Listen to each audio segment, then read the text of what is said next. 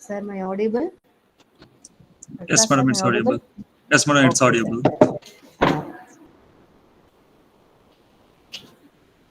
Rajaram, sir? Yes, ma'am. Yes. Okay, sir. Shall we start the session? Yes, ma'am. Okay. Thank you, sir. Very good morning to one and all present here. Once again, I welcome you all for this third day of this our FTP.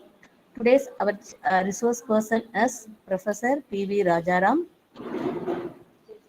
He completed his BE at Panimalar College of Engineering, and he did master degree in Satyabama University.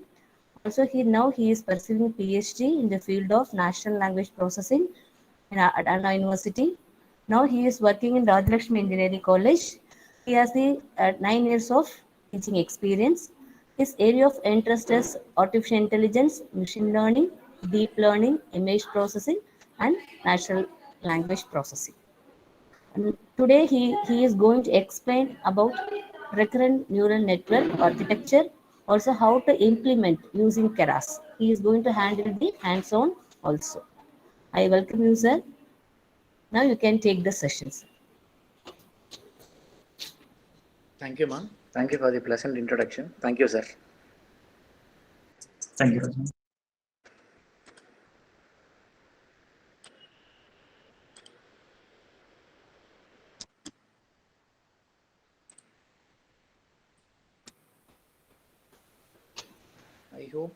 I hope my screen is visible, madam. Yes, it's visible. Yes. Yes.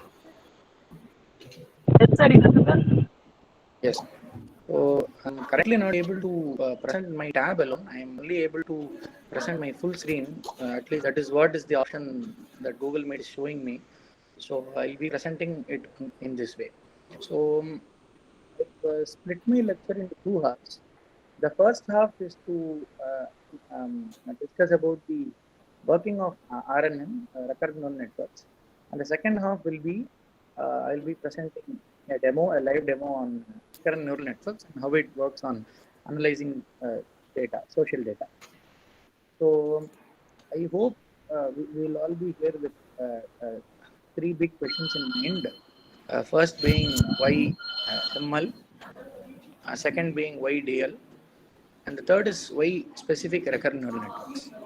So this is my first questions that I raise, and by answering this, I enter into my session.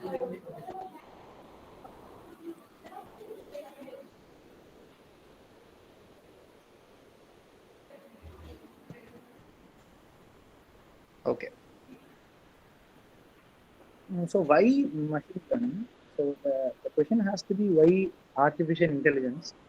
But slowly, the word artificial intelligence is getting replaced by the word machine learning. So that is what we are seeing at the current scenario. People have mostly shifted their from AI towards ML. So which means we did have a lot of techniques in AI, like the fuzzy inference technique, the Bayesian networks.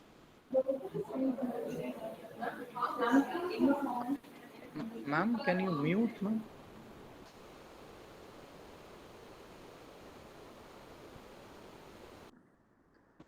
Ma'am, sorry. Madam Rishir, madam, you can mute yourself. Yes, ma'am. Thank you. Thank you, ma'am. Sorry, ma'am. Thank you, ma'am. So the idea is we were using a lot of inference techniques like fuzzy, Bayesian, and similar techniques like explanation-based learning. But the problem was we were expected to write a lot of hardcore rules. So naturally, anybody will not be able to write so many rules to implement such systems.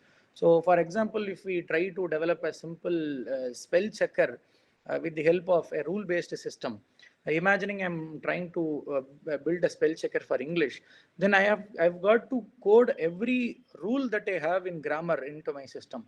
To give you an example, like if I have to tell that before a vowel a e I o u there will be an, so this is a simple rule that I wanted to write. Then I'll have to give the system literally every possible vowel is there, and I'll have to tell the system if there is not an in front of this, you have to identify this as an error. So this is how a rule-based system is going to work. But when it comes to machine learning, I will feed in a lot of data, like maybe 5 years of digitized data of newspapers. When I feed the digitized version of the newspapers, the machine is going to identify this particular rule by itself. So we have Unicodes for identifying every symbol in a particular language.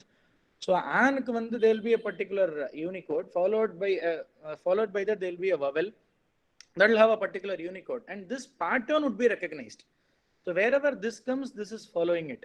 So when I'm able to identify these patterns, the job is getting easier for me, because my job is now confined to get my data ready and not to get my rules ready. So when they were developing system like Zard, Zune, which even got implemented in some countries, they were actually sitting with medical experts, writing every possible symptom. They were generating a lot of production rules, and they were trying to implement it, which we see now is not the way we approach such problems. So that is how machine learning arose from AI. And now coming to deep learning, inside machine learning, there are approximately 130 algorithms. Some of the famous algorithms like naive Bayes, support vector machines, neural networks, decision trees, cart and decision tree, many such. There are approximately over 100 algorithms. And among all them, we try to focus on neural networks alone. And when we try to build a dense neural network, so that is what we represent as deep learning. So neural network is a model. That particular model is alone studied in depth. We create a lot of variations in the hidden layers, the number of activation functions that we have in them. We keep updating it, and that is what we call deep learning. And then the third question that I ask myself is, why RNN? So there are a lot of deep learning models available out there. The quite famous one is, of course, convolutional neural networks, or CNN, which is predominantly used in image processing. Even partial text processing is also used using CNN. So we have CNNs, and we have the latest development over some models like GAN, generative adversarial networks. They're all pretty famous. But still, why RNN? Means when we try and categorize data, when we are trying to categorize data, data can broadly be classified into two, at least with respect to deep learning data. It can be continuous or sequential data, and the other is episodic data. So when we are dealing with episodic data, CNN works better. There is a lot of research going on in this field, but still I would like to tell you that CNN works pakka with episodic data, where the first sample is in no way connected with the next sample and the following. So for example, if you are trying to classify, say, images of giraffe and a dinosaur, I'm trying to differentiate what is, how does a giraffe look like and how does a dinosaur look like. So I will normally, what will I do? I'll collect data, train those data, and ask the system what is what. So here, image 1 can be dinosaur, image 2 can be giraffe, image 3 can be dinosaur, image 4 can be a giraffe. It makes no sense the order in which I'm going to feed my data into the network. So such data would work very well on a convolutional neural network model. And one more thing that I would like to add is, this is off topic here, but still, just because I asked this question, I'm telling this. A CNN will work not on based on the object itself, but based on the texture. This is a recent development in the research that I was able to find out in my literature. CNN models will work better on the texture. For example, if you are training the model with respect to dinosaurs and giraffe, it will not try and learn the shape of a giraffe or a dinosaur. Instead, it will zoom the image and it will find out the texture of the dinosaur, whether it has got scales or not, whether it has not got scales.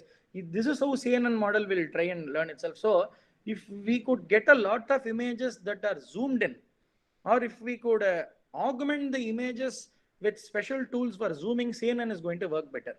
Now coming to our topic today, recurrent neural networks will work on sequential data alone. Now what do I mean by sequential data? Where the previous data and the following data is going to matter for me. So for example, if I'm trying to translate, the translation problem is still the hardest problem in sequential data or text processing. We still do not have a system that has crossed 95% accuracy when it comes to translation. They may have achieved between the European languages, but when it comes to the regional language part, we are still struggling because we have a different pattern or we have a different word ordering when it comes to Indian regional languages. So it's still a struggle. Say like translating from Telugu to Punjabi or Punjabi to Tamil, it's still a problem because the language model or the word ordering to be very specific is totally different between these languages. So it will be a tough task. So when it comes to a problem like translation, I will not be able to consider a single word and start translating it.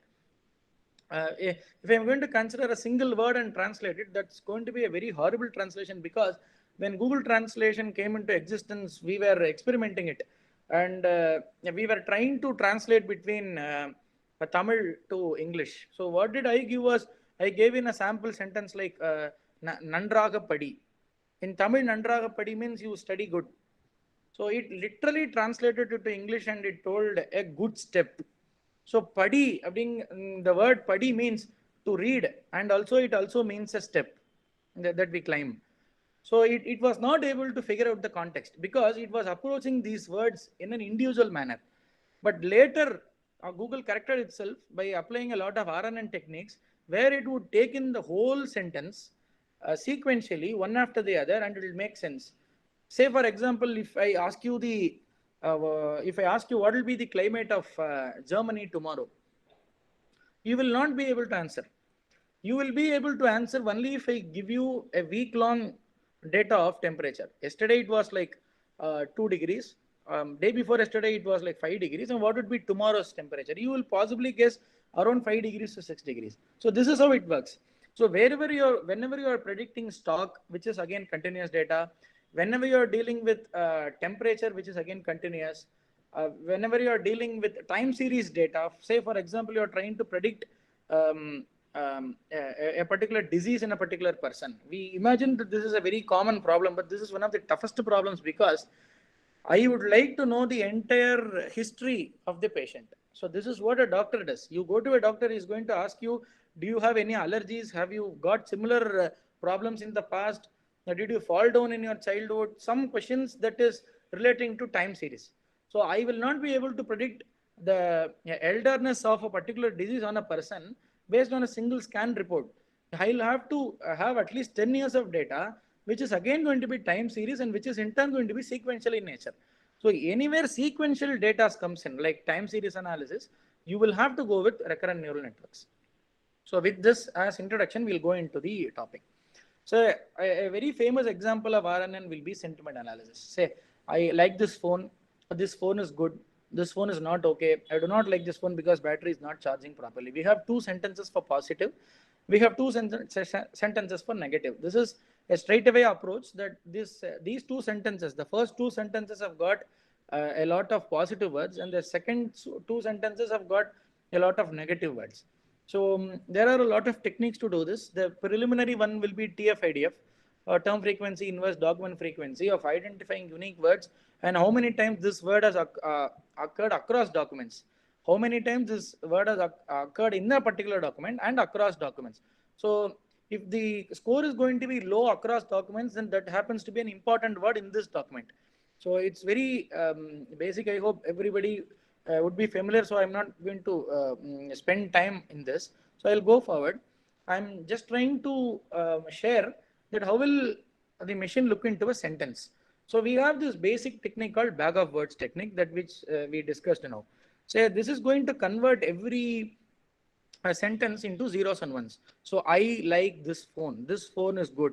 Each and every input is considered to be a document, and I'll look for important words like I, like, okay, phone, not okay, such terms.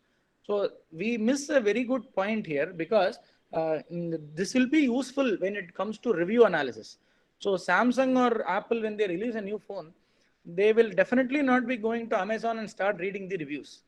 There'll be nobody deputed to that. Maybe they would have deputed in the past, but nowadays we have systems that does this.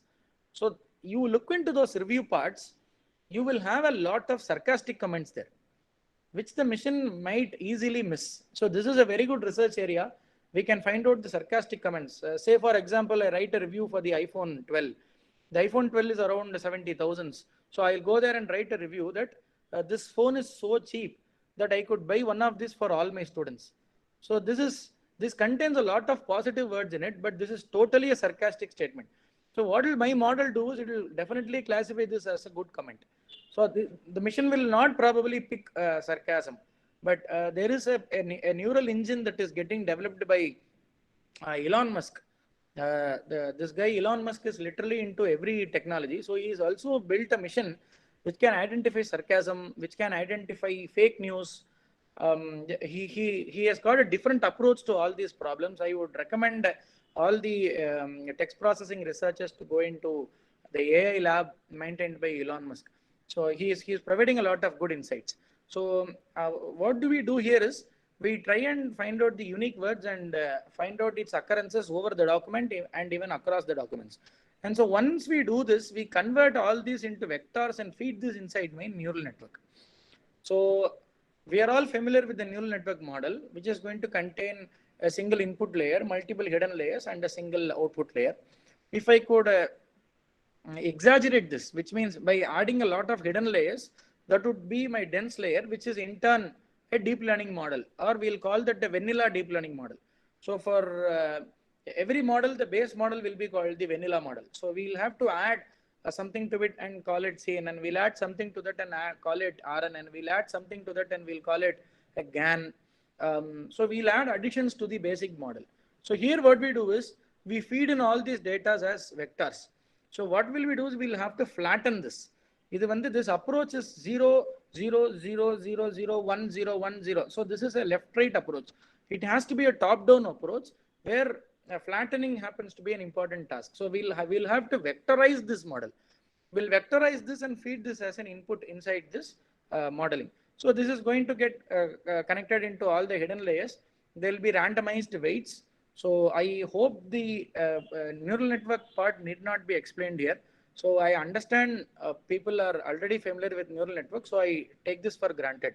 So all these input layers are in turn getting connected to hidden layers, and then to other hidden layers, and then to the output layer. So this is how I try and work it out. Now going forward, there is a very big drawback for this bag of words. What does the drawback means? This phone is not good. No, this phone is good. These two sentences have got the same set of words. You see, this is also here. Phone is also here. This is also here. No is also here. Good is also here. But just because the word ordering was different, I am getting a different outcome. This phone is no good. This has to be a negative classification. No, this phone is good. Has to be a positive classification. But unfortunately, my bag of words will not be able to do this. That is a negative point of my bag of words. Okay, sorry. So a feed-forward neural network with bag of words model does not consider the position of words. I'll tell you the minus point with another example. So suppose we play this word guessing game. So I'll have to guess the word. So I went to France last year. There the people speak the dash language. So what can I possibly guess here? As a human being, I know the possible guess will be French. People speak the French language. But if I am not going to consider the whole sentence, I went to France. First thing that I have to know is France. What is France? I'll have to know France is a country. And then last year we'll focus on a particular date. There the people speak the French language. Now, if I am not going to take into account the whole context, then I will not be able to predict French at all. I can keep predicting anything, but that will not make sense at all. It will be a brute force approach, which will not make sense. So what matters is the sequence actually matters. Without the sequence, you will not be able to work on. Without capturing the sequence knowledge, we will not be able to work on natural language processing. Of course, with respect to translation and question answering type. So below we have another example. Sorted text. Food, I, is, it, like, Thai, so. The original text was I like Thai food. It is so tasty, or it is so good. Such words can be there. Answer, I like Thai food. It is so good. It is so tasty. I can fill anything there. But the problem is, if I'm going to vectorize this, the word ordering will change. If I'm going to sort the text in the vectored form, I will lose the meaning for the whole sentence. So these are the famous problems that we will encounter with respect to conventional methods. So order is going to matter. I've given two examples, stock and temperature. Without maintaining the order, these two problems will not be solvable. Next, few very good applications of RNN. If people are working with respect to text, this slide will be pretty useful. So the famous applications are speech recognition, where we convert the audio signal to sequences. Nothing to sequence or single parameter to sequence.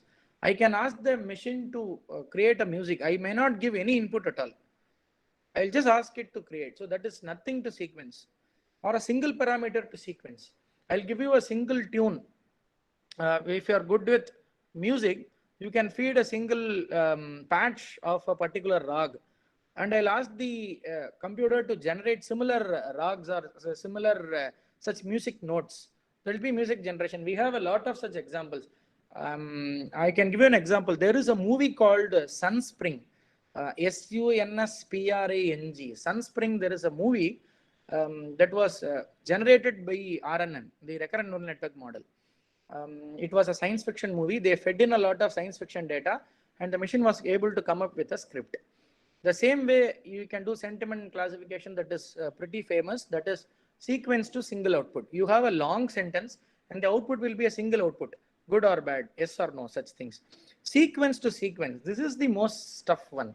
I'll give you a sequence and I'll expect a sequence as output.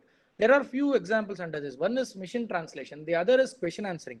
I'll have a question in mind, I'll have an input paragraph, I'll feed the question, which is also a sequence, and the answer should also be a sequence. So natural language generation, question answering, inside question answering you will have natural language generation, which is sequence to sequence. Video frame sequence to output. If you are watching a football game, there are few systems which will keep track of the ball, where the ball is, who is kicking the ball, which team scored the goal. With I can develop a system which will monitor the overall activity and subsequence from a sequence. So this is dealing with a subset of the actual sequence. So when it comes to DNA analysis, I'll have the whole DNA string, but I'll not focus on the whole. I'll take a part of the DNA string, analyze it, which is again sequence analysis. And the last is named entity recognition, which is quite an interesting problem. So actually what we do is you identify entities from a given paragraph or a given document. Like you will identify the names, you will identify the locations, you can identify a person, you can identify the gender, you can identify a particular currency, you can identify a company name. All this will be done with respect to NER. So NER is very important in natural language processing because when you are asked to filter the important contents of a document, it will always be the entities in it.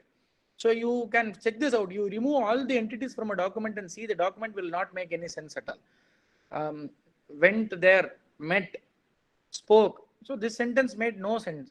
I went there, met this person, spoke about this, in this cafe. All these are entities that is actually giving you meanings.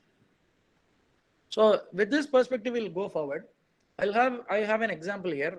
Rama conquered Ravana to install the virtue of dharma. So this is a sentence that we mostly consider for giving an example in NLP. So we have this sentence with 9 input values. So this is a sequence. So what we do is I'll mark each and every word as a token, 1, 2 till 9, and the teeth word of ith training sequence. So I'll be able to identify each and every word because they are tokenized here. And the problem here is when I have to represent it in the form of numbers, I'll have to go for a representation called one-hot encoding. It's very famous, one-hot encoding, which means that if I'm looking for a particular entity, in this place I'm looking for what? I'm looking for names. Rama is a name. So I have marked 1 under it. Conquered is not an entity, Ravana is an entity, to is not an entity, install is not an entity, the is not, virtue is not, off is not, dharma is not. So I have only two entities here, Rama and Ravana. So it is 101 and all the other 7 will be 0. Only 2 ones. So this looks to be a simple approach and an easily comprehensible approach. But I will tell you the problem with this approach. You consider this. You consider a whole dictionary. Rama conquered Ravana to install the virtue of dharma is the sentence. So if I have a dictionary input of around 10,000 words, say, Rama and Ravana will alone have what? Once. On all the other places, it will be 0. So if I have a sentence of say 9 words, I should have 9 vectors that will range from 1 to 10,000, which only one with only one once here and there. So if you are going to vectorize this input and give this as an input to the neural network model, my first layer alone will have 10,000 layers. And imagine a hidden layer with only 10 hidden layers. Immediately it will become what? 10,000 into 10. That will be a very, very long model.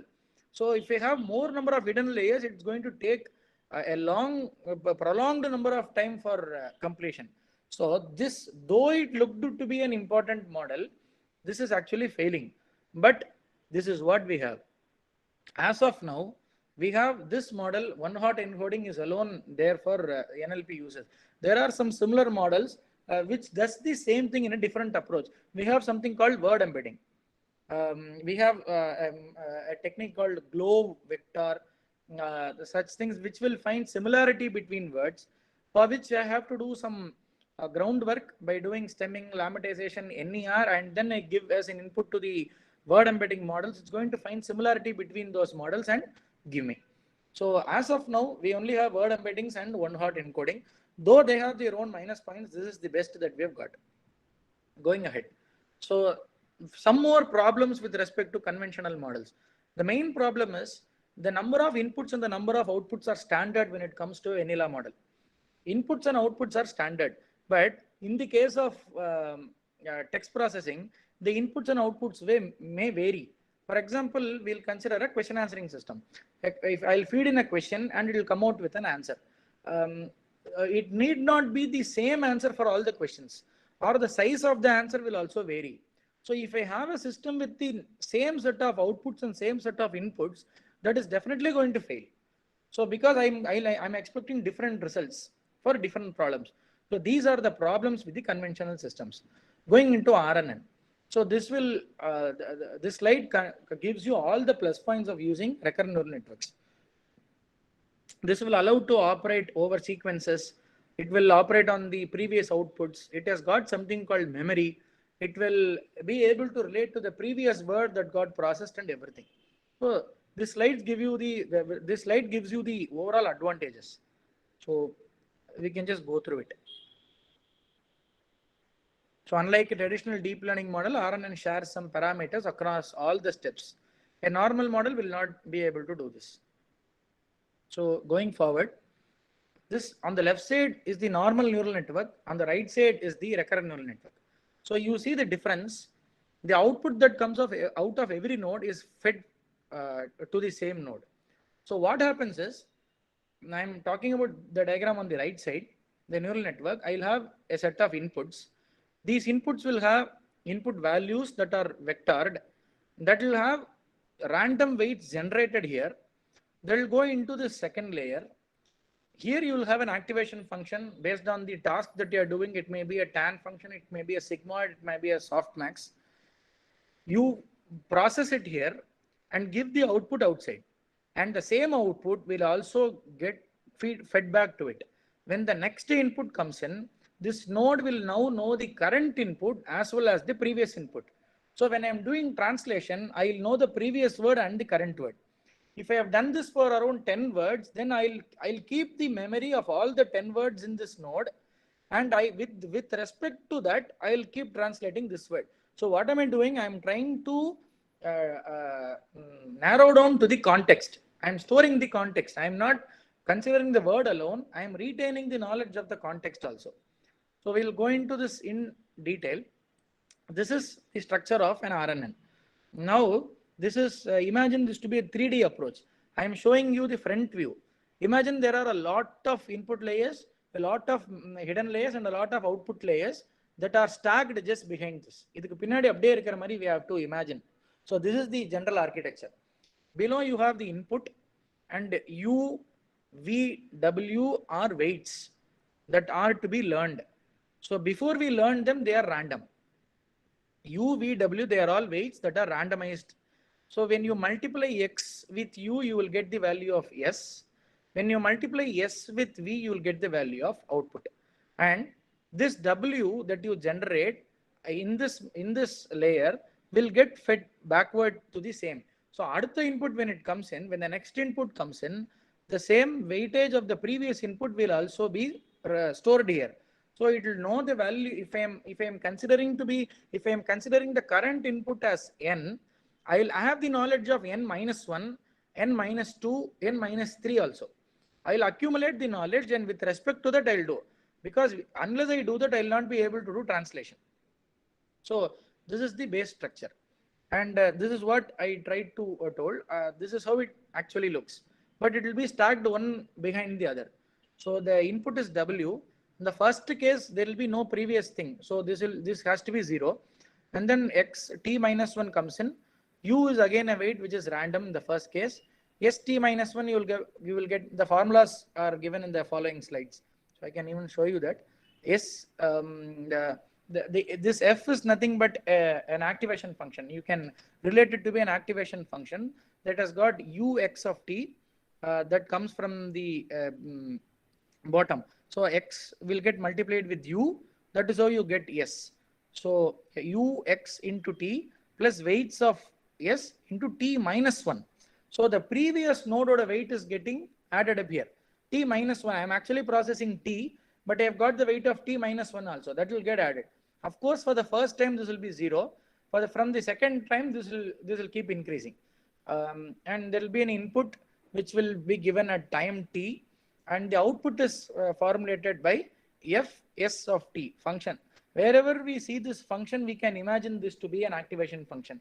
It will be tan that is doing this, tan H, or it can be a simple threshold, or it can be a sigmoid, or it can be, when you are doing multi-class classification, it can be softmax, or any it can be ReLU, the ReLU activation, any activation function. So we can probably see a numerical example. Say you have a domain with say HELO alone. So what am I trying to do? I am trying to predict a word here called hello. So first what will I do is, the place where we saw all these nodes on the left side, I am just replacing them with numbers here. That's all. So this will be a 4 domain dictionary. So I'll have only 4, HELO. So this is H. I am doing one hot encoding here. 1 followed by 3 zeros. We did this for 10,000 in the previous case because my dictionary was, the size of the dictionary was 10,000. Here the size is only 4. So 1 for H, for ELL it's 0. In the next case, I am generating some random weights for H. And then the third case, what am I doing? I am trying to predict what will be the word. Say, for example, the input word is H. Most probably the next word will be what? E. So 2.2, this a lot of computation exists here, but I'm only trying to show you the whole overall process. So the next word is 2.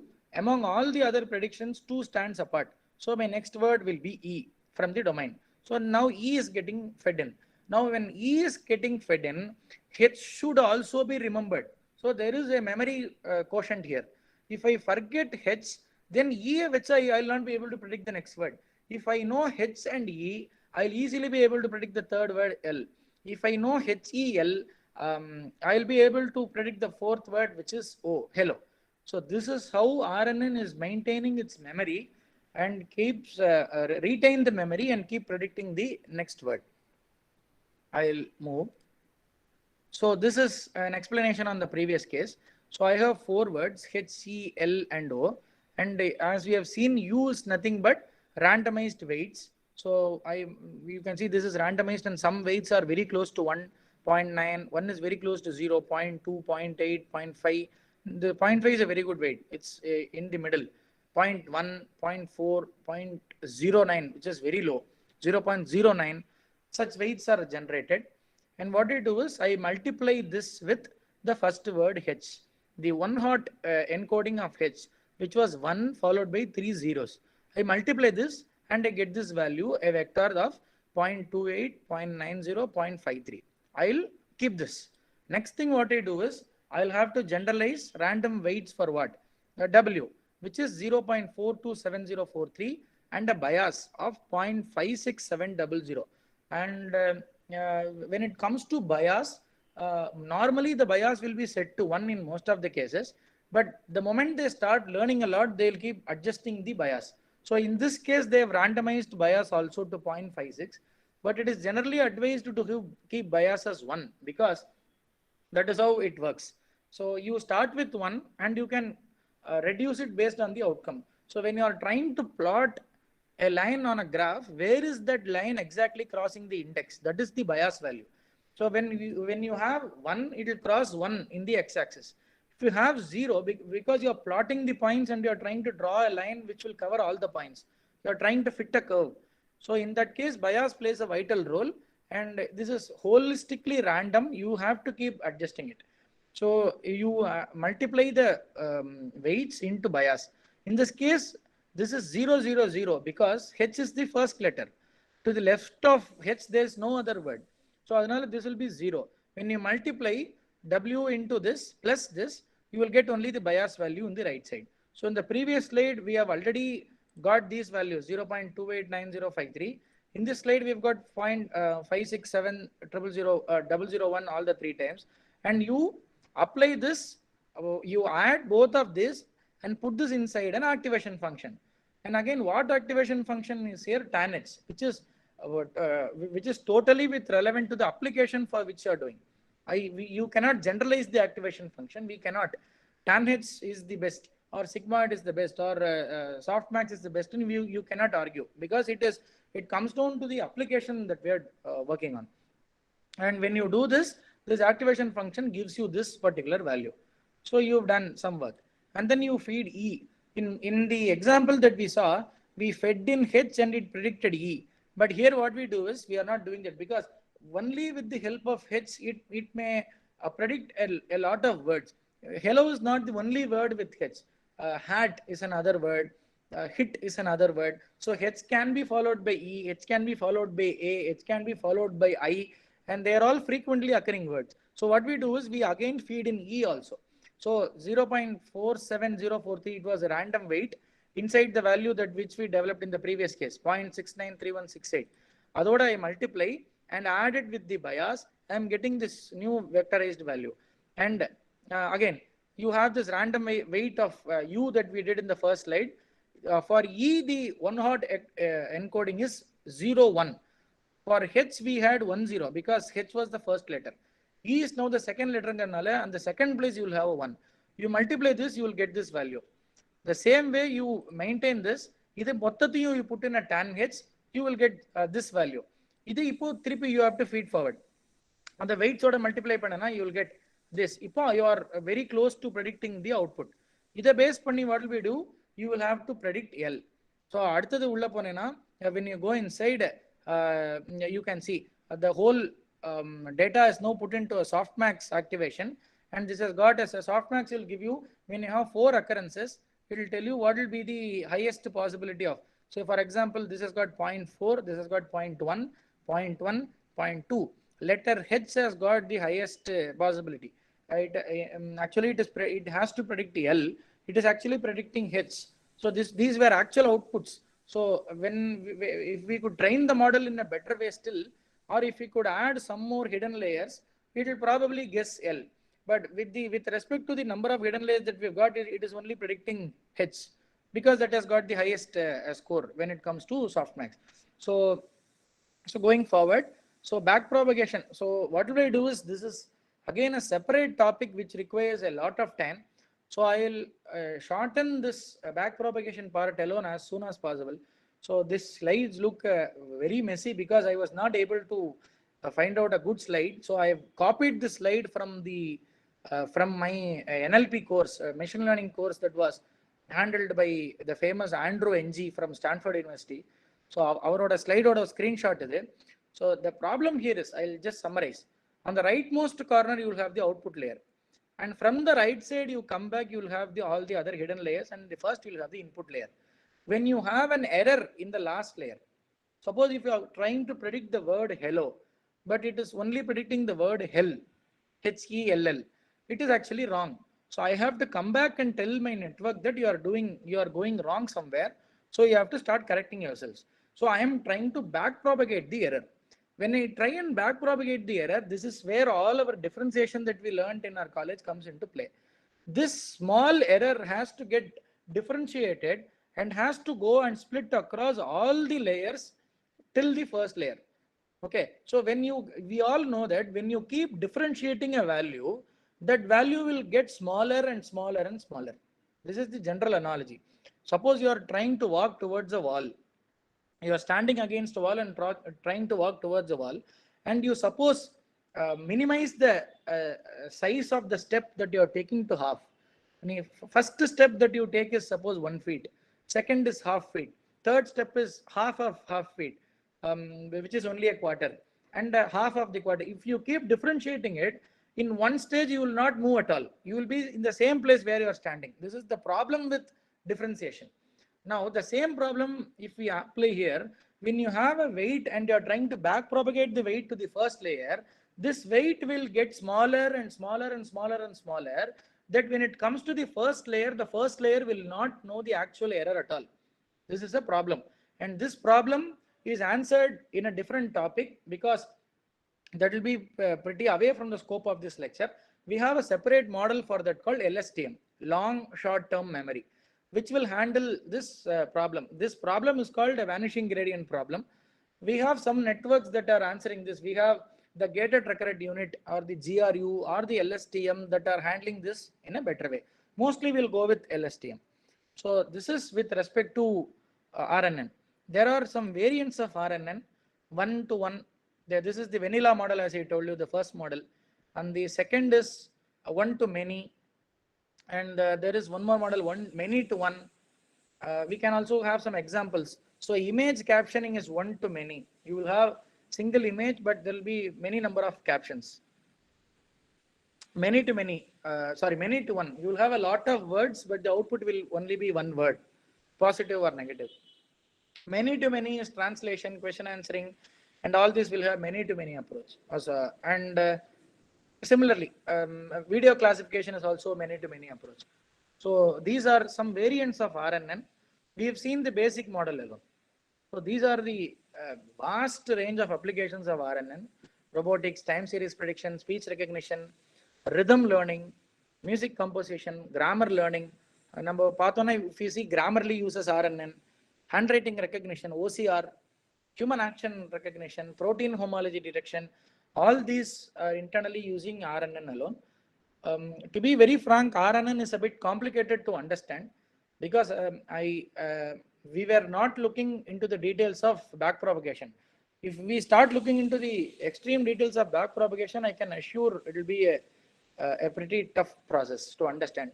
But if we could go through this and learn, there are a ton of applications awaiting. So in the last 10 minutes, I'll give you the demo. Can anybody confirm whether my screen is visible? I have shared my IPYNV file, collab file. Yes, sir. It's visible, sir. Okay, thank you, madam. So going forward, this is a neural network model pertaining to RNN. So what have we done is we've taken the IMDb data set, which has got 50,000 samples of reviews of all the movies. So we know this IMDb site, which will give marks for movies. So any good movie watcher, if he has to watch a movie, he'll first go to the IMDb site, enter the movie and see the score. So it is universally successful. For very good movies, the score will be very close to 10. For very bad movies, the score will be very close to 3 or 3.5.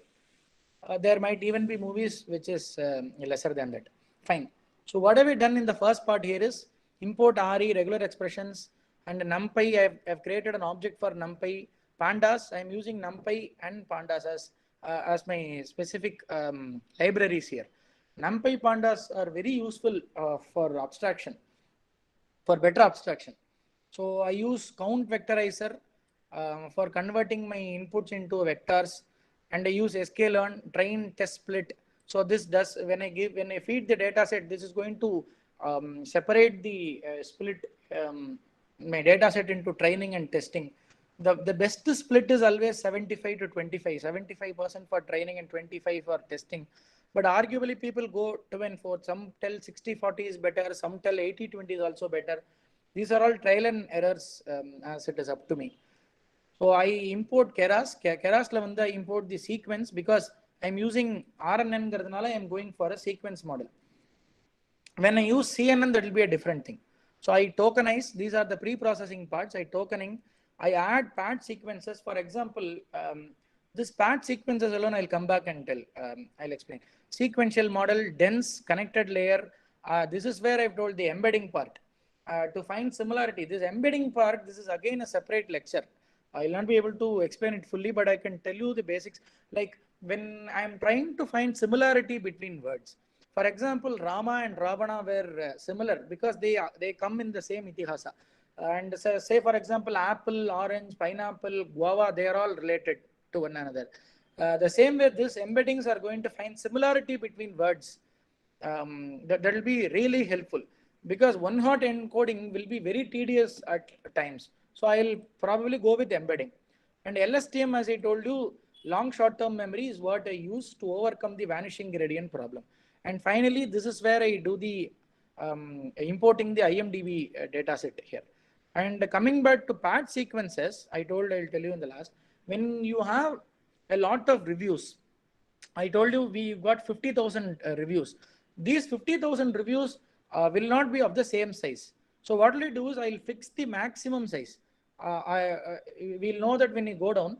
In the meantime, I'll run this.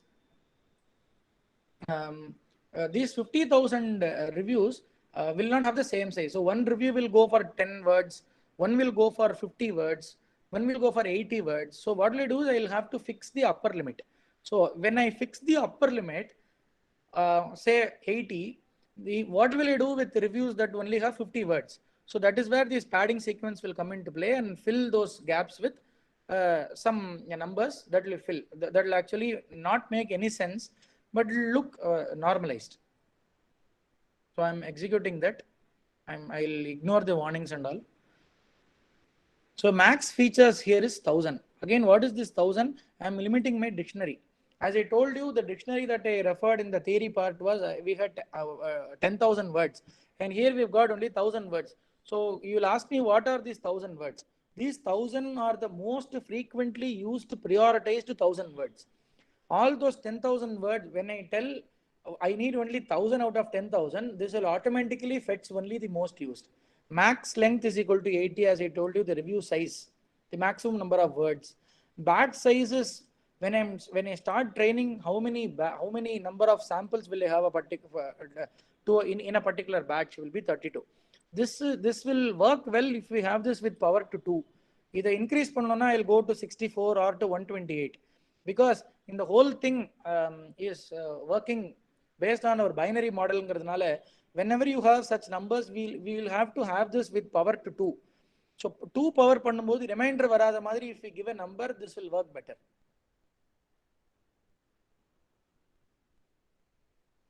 So my data is getting loaded. So you see here, it will take time. So I did this. So I'm getting the data. So I'm splitting my data, IMDb data, into Xtrain and Ytrain, Xtest and Ytest. So IMDb load data, number of words max, everything has been given above. Number of words evlo, max features evlo. Max features was 1000. Number of words was train sequences, test sequences, and then we do some basic pre-processing techniques here. We are padding them. Whenever we have lesser number of words, we are going to pad them with zeros. And you see 25,000, 80, 25,000 and 80, Xtrain and Xtest. So I've just shown you a sample, X of train of 0. Xtrain of 0. we can change this y train. What will be the first y train? Though, so it is categorized as 1. X train of 0, you consider only 1. This will range from 15 to 132.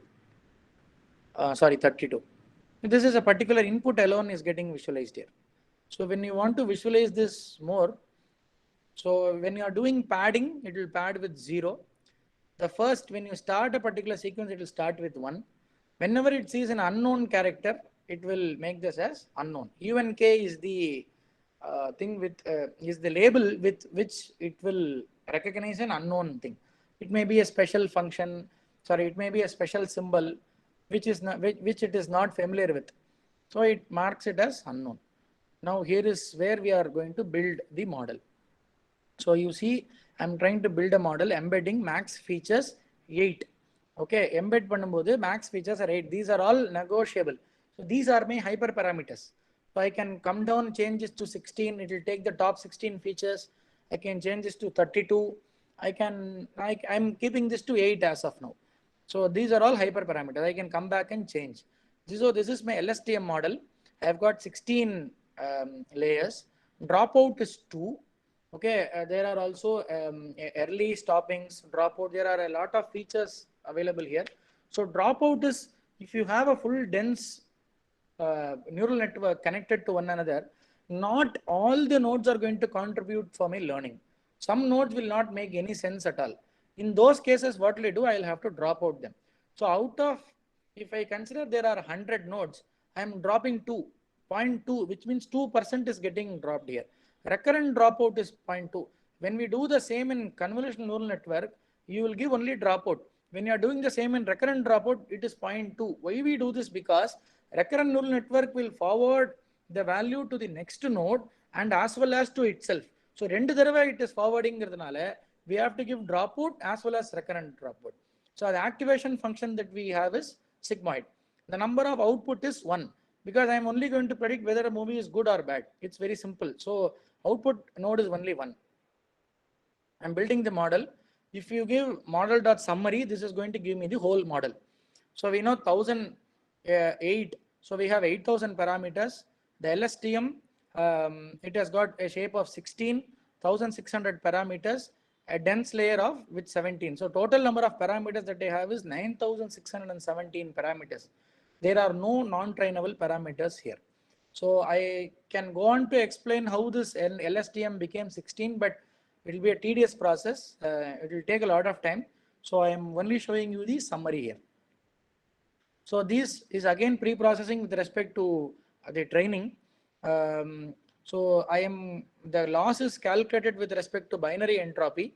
There are many error calculation functions available. The most possibly used is binary cross entropy because here we are doing a binary analysis, good or bad analysis alone. So we stick with binary cross entropy. Optimizer is Adam optimizer. Again, this is the most used. Metrics is I can go for F1 score, sensitivity, specificity, and lot. I stick to accuracy in this case. And I'm trying to normalize the inputs, X train, Y train, batch size. Number of epochs I'm setting to 1 because we do not have enough time. So you can increase this for getting better accuracy. I am executing this. So there are 25,000 samples.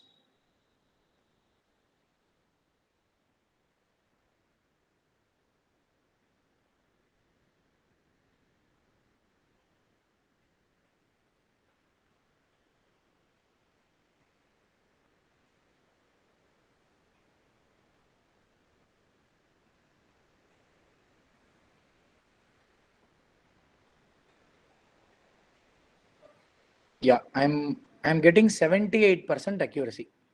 So if we could just spend 1 more minute in this, I can change this epoch to 3 and I can show you the accuracy is going till 81%. I tried running it before the session and epoch 3 was giving me 81%. So you can increase the epoch to get better results.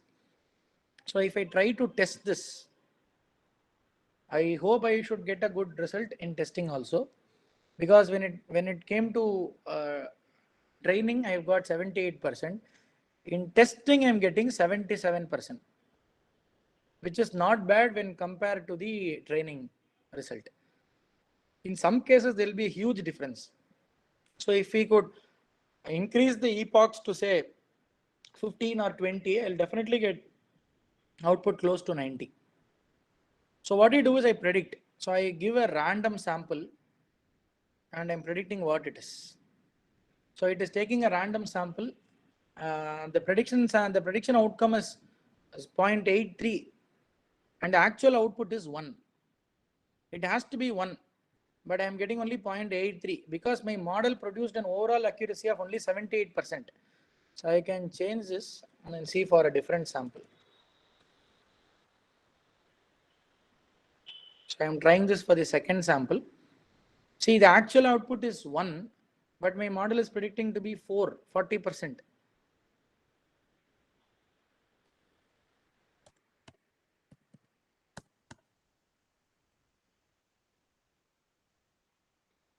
Seven, okay. Now I'm getting 70% accuracy. So this is how we store, train, and predict models. So there are a lot of variations with RNN. These are all the available models. இதெல்லாமே trained available இருக்கு. So you can just go there and use. RNN model is something that we saw in the theory part.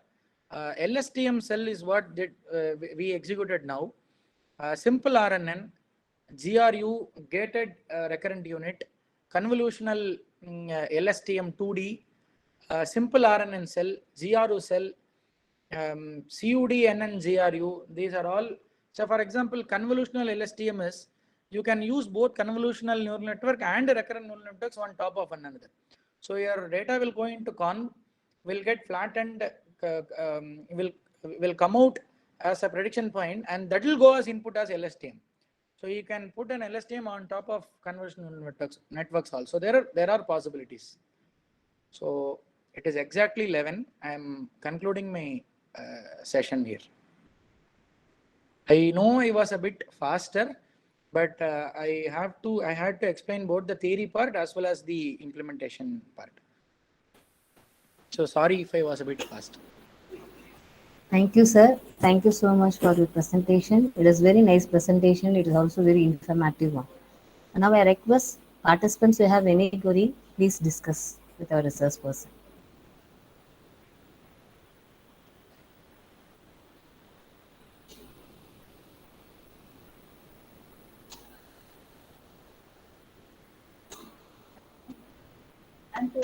When you increase the epochs, the accuracy has been improved now, sir.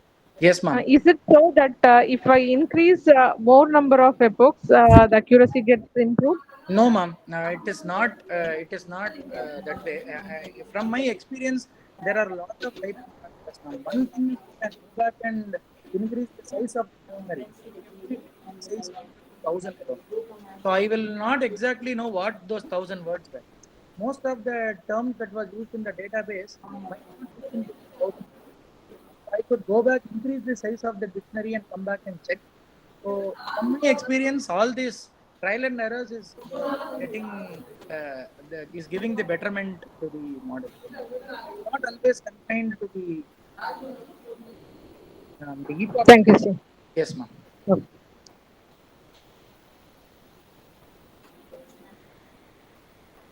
Any other question? Okay, thank you, sir. So thank you for our immediate invitation. Yes, ma'am. Okay. Also, our resource person is to thank his guide, Dr. M. Prakash sir. He is also working in our institution. Yes, So he feel to express his thanks. Prakash Thank sir. you. Thank you, sir. Thank you, Rajaraman. Thank you for taking your valuable things over here. Thank you, Rajaraman. Thank you. Thanks a lot, sir. Thank you, ma'am, for Thank giving you, me sir. the opportunity. Yes, ma'am. Thank you, sir. So tomorrow we will start the same at 10 o'clock. Okay, tomorrow's session is hate detection in social media data network analysis. This is going to handled by Dr. Kannimuthu in our college. So our resource person from our home institution. So he is also going to explain with practical. Okay. I request all the participants to join tomorrow's session also. Thank you once again to all.